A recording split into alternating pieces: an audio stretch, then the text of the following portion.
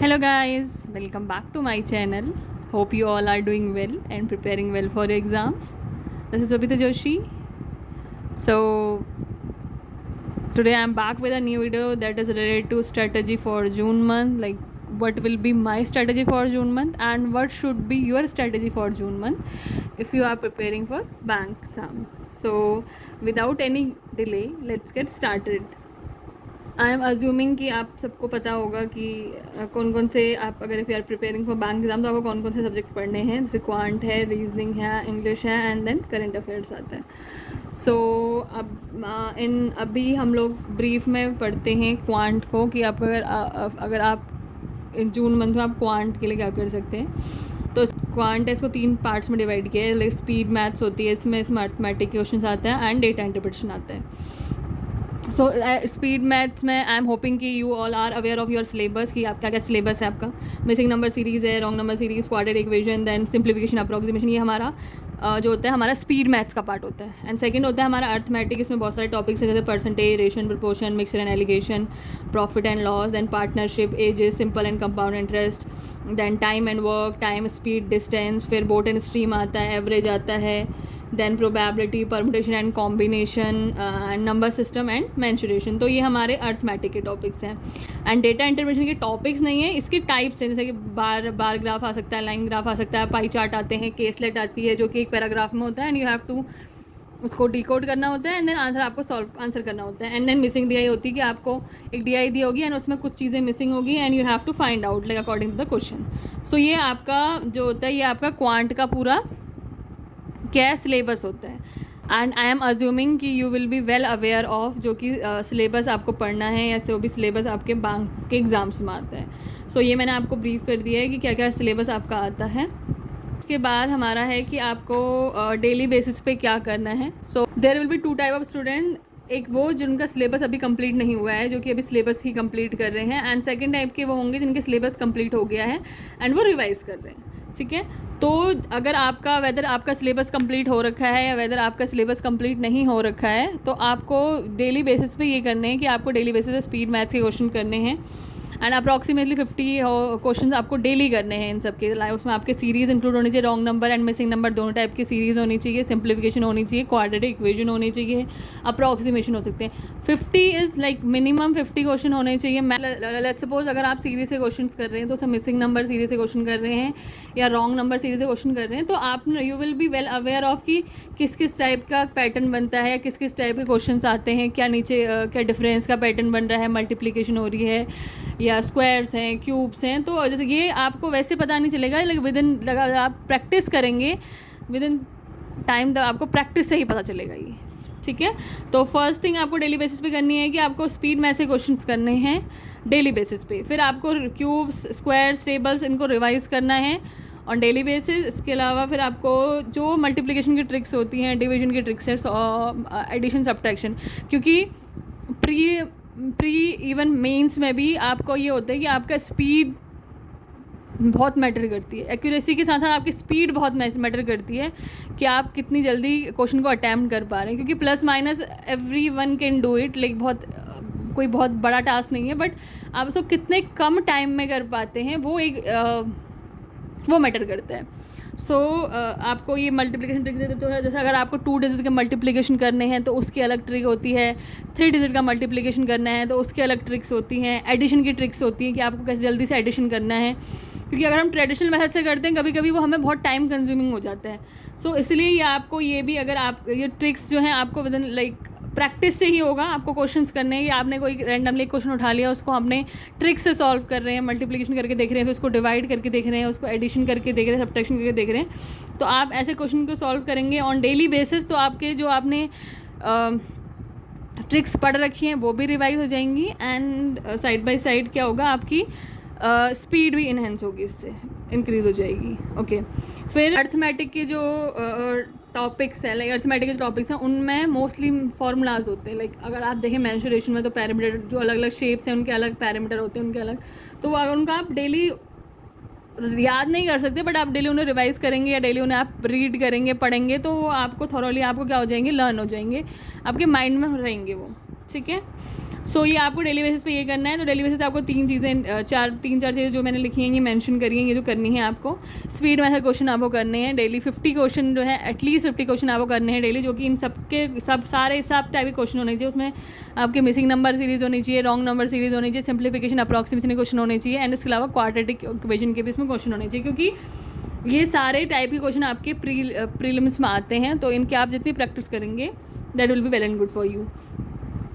Revise फिर आप cubes and squares tables जो भी आपने पढ़े हैं, स्क्वायर इसमें हमारा परसेंटेज कन्वर्जन भी आता है, एंड परसेंटेज को कैसे कन्वर्ट करना है ये सब आते हैं इसमें। तो ये सब आप रिवाइज करेंगे जो भी आपने पढ़ा हुआ है।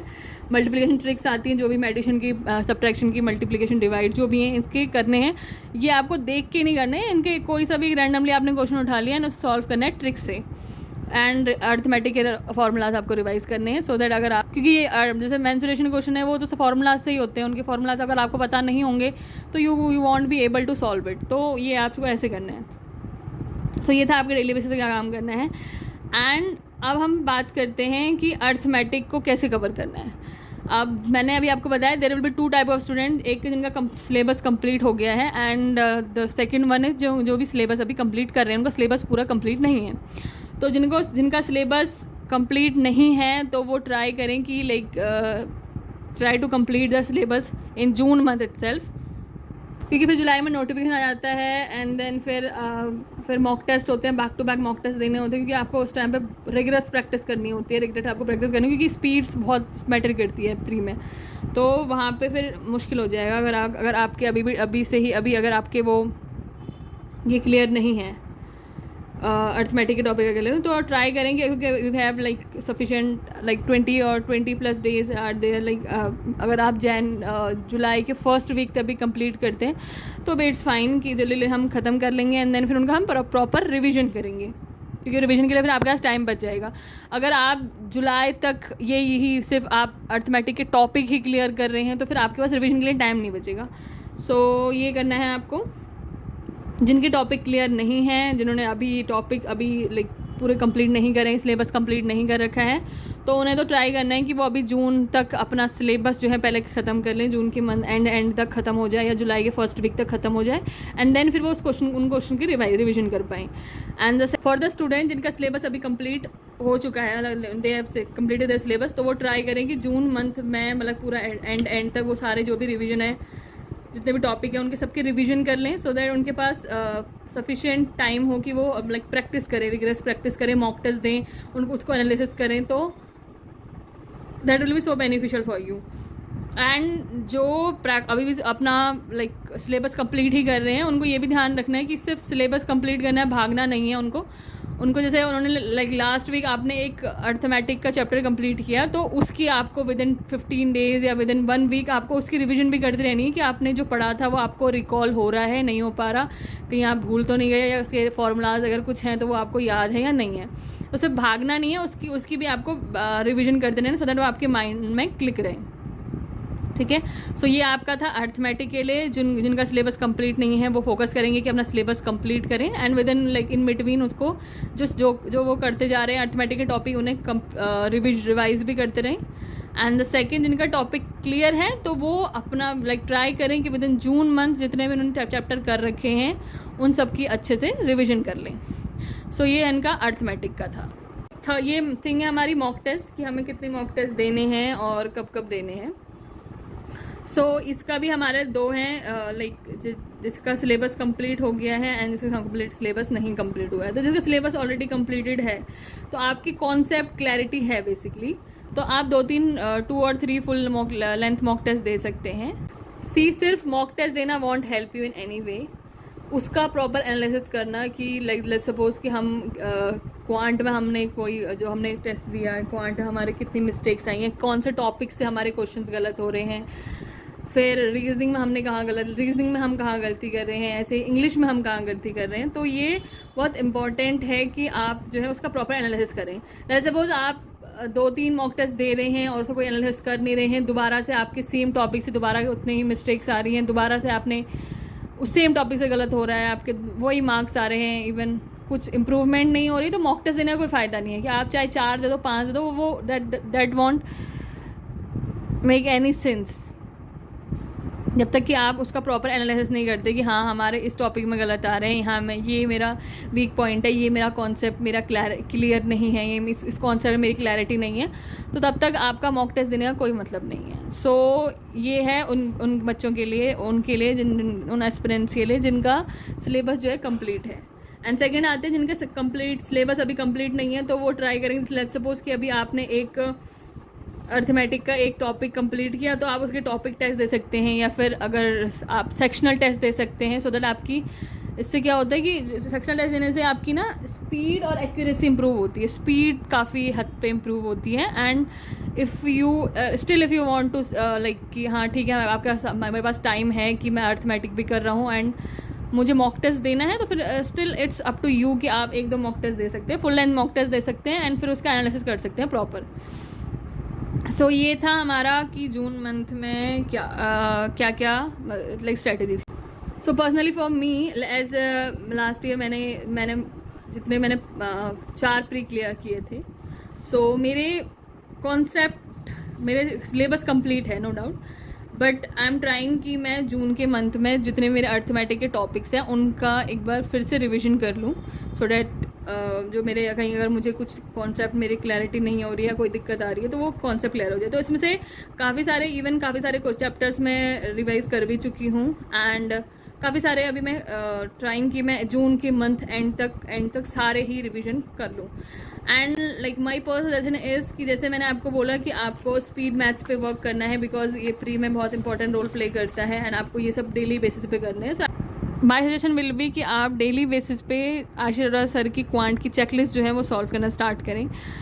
स्टार्टिंग में यू विल टेक लाइक आपको 1 घंटा भी लगेगा, इवन 1.5 आवर भी लगेगा, 1.5 घंटा भी लग सकता है आपको. बट इवेंचुअली धीरे धीरे आप करते रहेंगे तो आपका स्पीड इम्प्रूव होगी इससे. एंड इसमें ऑलमोस्ट सारे जो भी आपके स्पीड मैथ्स के जो भी टॉपिक्स आते हैं, जो भी आपके होते हैं, सारे इसमें ऑलमोस्ट कवर है. मिसिंग नंबर सीरीज़ भी होती है इसमें, रॉन्ग नंबर सीरीज 20 क्वेश्चन होते हैं, अर्थमेटिक है, then approximation, simplification, quadratic equation and data interpretation के सेट इसमें इंक्लूडेड. तो इसमें आप जो है इतना अगर आप डेली बेसिस पर प्रैक्टिस करते हैं तो इसके अलावा आपको कुछ और प्रैक्टिस करने की ज़रूरत नहीं है. इसके साथ साथ आप अर्थमेटिक के जो टॉपिक आपका चल रहा है उसे प्रैक्टिस कर सकते हैं. तो आपका स्पीड मैथ्स के लिए इट विल बी इनफ कि आप अगर डेली बेसिस पे से कर रहे हैं, विद एक्यूरेसी कर रहे हैं, like with in like starting में बहुत टाइम लगेगा क्योंकि स्पीड एकदम से नहीं आती है, बट लाइक इवेंचुअली जब आप करते रहेंगे, क्योंकि मैंने भी इसे बहुत जब स्टार्ट किया था तो मुझे भी बहुत 1.5 घंटा इवन इससे भी ज़्यादा टाइम लग रहा था पूरी चेकलिस्ट सॉल्व करने में.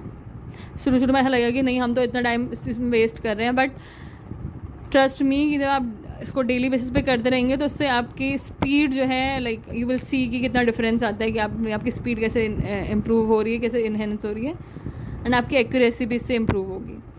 सो ये मेरा सजेशन है जो कि मैं डेली बेसिस पे करती हूँ, क्वांटिटी चेकलिस्ट सॉल्व करती हूँ. That's it for today. If you find this video helpful in any way, please don't forget to hit the like button and don't forget to subscribe my channel. Thank you so much.